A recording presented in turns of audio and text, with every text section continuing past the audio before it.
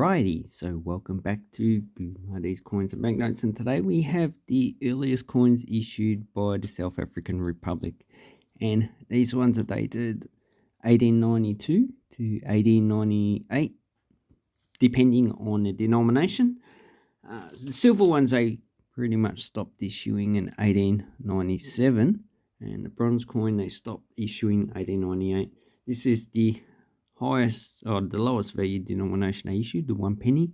The highest value they issued was the £1, but the half and £1 or sovereign they issued in silver. No, not silver. They issued in gold. Sorry, getting a bit confused.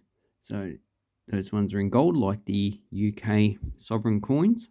Then we have the threepence, sixpence, 1 shilling, 2 shillings, and there's also a 2.5 shillings and a 5 shillings. 5 shillings was only issued for 1 year, 1892. And a lot of people think that these were issued during the time of the Boer War, but no, the Boer War started roughly around about this date, 1898. So this was a period of relative stability. And the 1892 were first issued, minted in Berlin, and later on, all the other coins were minted in Pretoria. So obviously, they imported some minting equipment, so they were able to produce their own coins. So these are probably the easier coins to get. You get to the higher denominations than the 2 shillings, and then they start to get harder and very expensive. But out of these, the hardest coin I found to get was actually a penny. The mintage of the penny is quite low.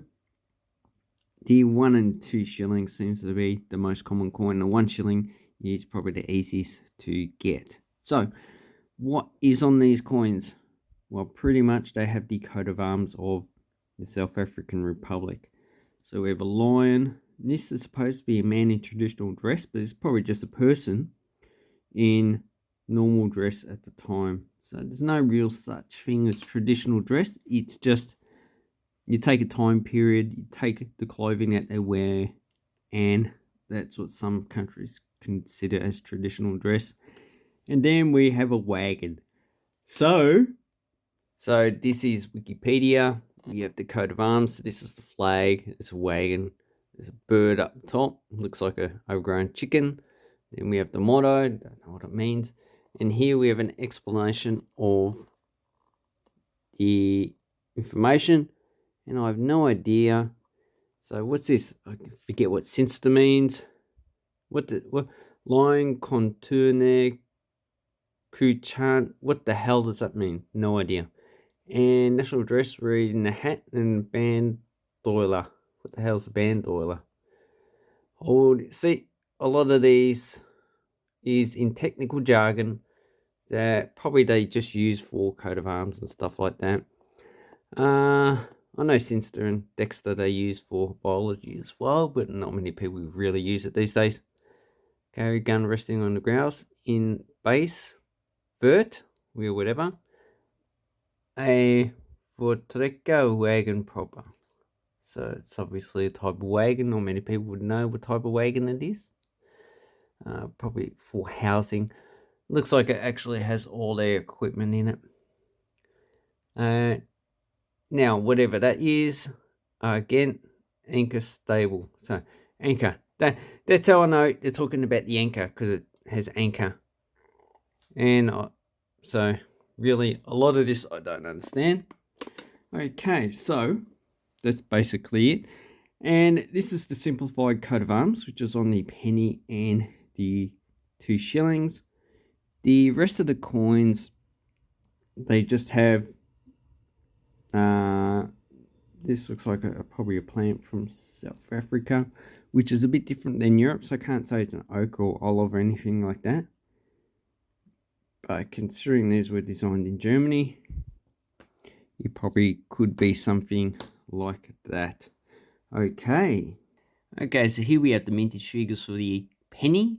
And as you can see, the 1894, 10,000 is pretty hard. And if someone paid $21 for that coin, yeah, I'd say They probably purchased it about 50 years ago, because you're definitely not paying $21 now.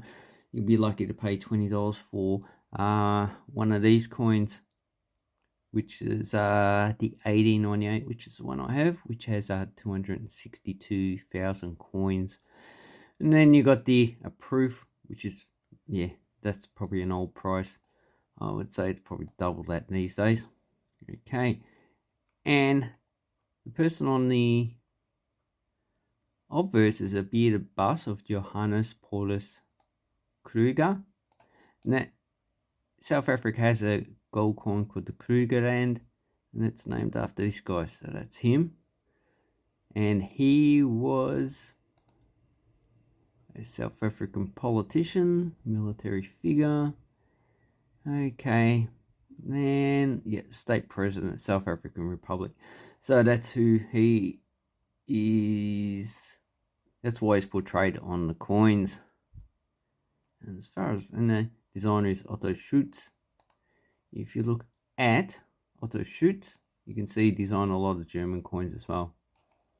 So, coat of arms, denomination above date. Then we have the footprints, same stuff, South African Republic, 3 pence. And the reason why they issued pre-decimal coins of the UK standard was the UK coinage was used in the Cape Colony. It's also used in countries to the north and Southwest Africa. So it's pretty much the medium of currency in the area. So South Africans just utilised that instead of issuing their own currency. Okay, does it say anything about it? So you got the Berlin and Pretoria mint, olive. Okay, so that's a plant that they use, olive. So definitely based on German stuff. Okay, so for the footprints, the 1892, 24,000. So that's the key date. The one I have is 1896, which I have here. And as you can see, so you'll be paying probably no less than $20 for one of these coins. Sometimes you go down, you can see stuff for sale. So you've got different currencies, and but you need to go sold items. Okay, 6 pence, same design, just different denomination and weight and size in diameter. Once again, 1892 is the key date, and yeah, 28,000. So that's why I have this one. That's why I kept it, 1892. And this one you're probably paying no less than probably $20 for it, 25, because of the low mintage. And this is the last year, 1897. As a mintage, 220,000. So this one you also probably about $20.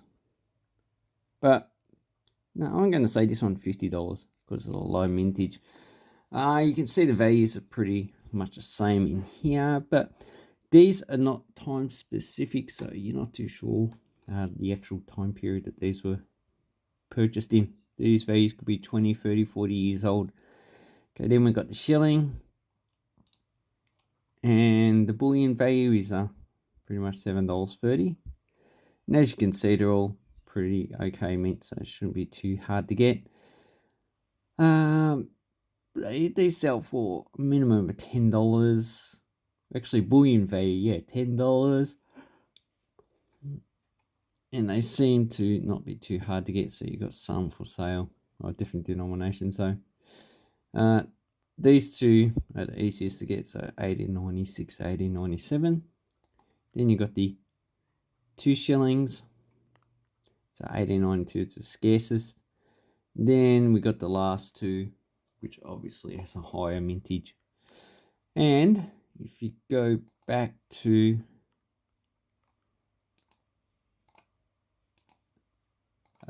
Numistar, so you've got the half crown, you've got the crown or 5 shillings, you've got the pound or half pound. Then we have £1, so they did issue coins in 1874, but this is a pretty low mintage. Then they had the regular coinage, and then they had the siege coinage. So does this one have a mintage figure? Okay, the 2.5 shilling, as you can see, is quite low. This one's probably going to be harder to get. These ones still have a high mintage, but a lot of these probably would have been replaced with UK coinage, so they would have been melted down. Okay, 5 shillings.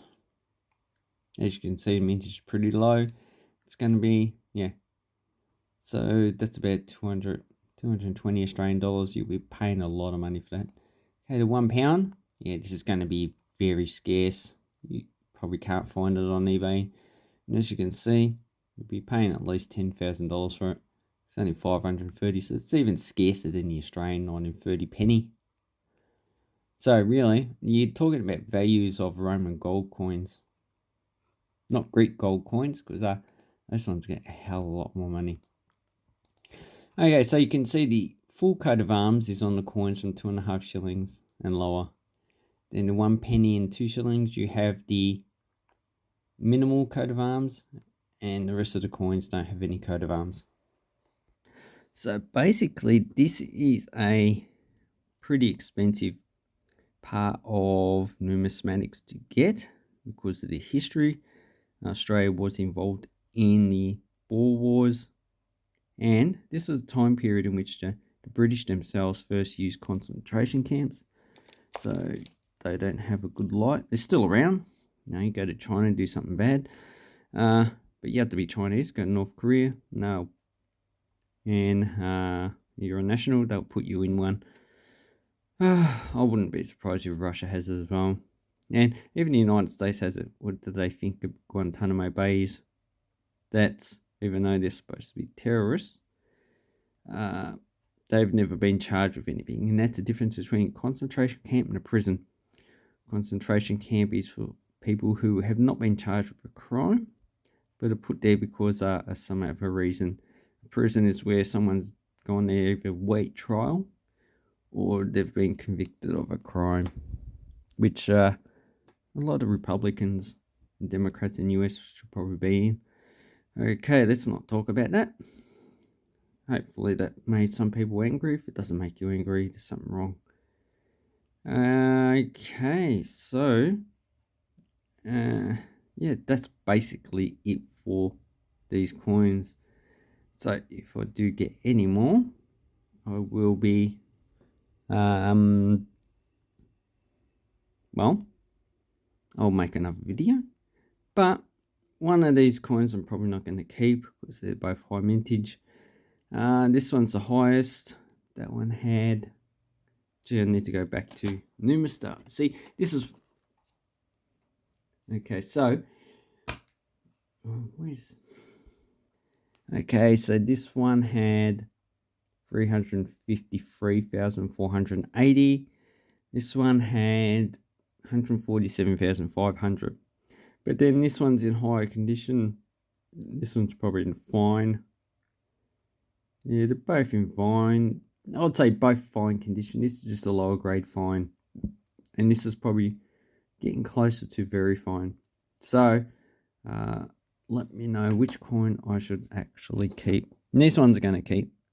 If I was going to get rid of one of the sixpence, it would be this one, the highest minted, and just keep the low mint coin. So basically, yeah, I would say we're paying probably at least $40 for each of those, $10 for that, $20 for those two, $50 for that. This one I got for $20. That seems to be the minimal, but really like $20 to $30 for one of those. That's the 1898. So these are just common date coins that I'm talking about. The lower mint coins, obviously, you'll be paying a lot more money. Anyway, thank you very much for watching my video. Hope this helps you with your coin collecting, and have an awesome coin and banknote collecting time. Thank you and goodbye.